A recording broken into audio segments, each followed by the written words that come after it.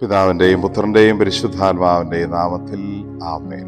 വിശുദ്ധ മർക്കോസ് അറിയിച്ച സുവിശേഷം 13-33 ശ്രദ്ധാപൂർവം ഉണർന്നിരിക്കുവിൻ, സമയം എപ്പോഴാണെന്ന് നിങ്ങൾക്കറിവില്ലല്ലോ. അന്ത്യദിനത്തിൽ ഈശോ വരുന്നതിന് തയ്യാറായിരിക്കുന്നതിനുള്ള ഓർമ്മപ്പെടുത്തലാണിത്.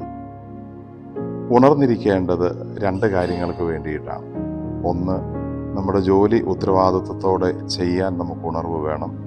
2, നമ്മുടെ അശ്രദ്ധയുടെയും അലസതയുടെയും സമയത്ത് കടന്നു വരുന്ന തിന്മയെ അറിയുകയും എതിർക്കുകയും ചെയ്യണമെങ്കിലും നമുക്ക് ഉണർവ് വേണം. അസാമാന്യമായ ഉണർവ് നമുക്കെല്ലാവർക്കും ഉണ്ടാവേണ്ട കാലമാണിത്.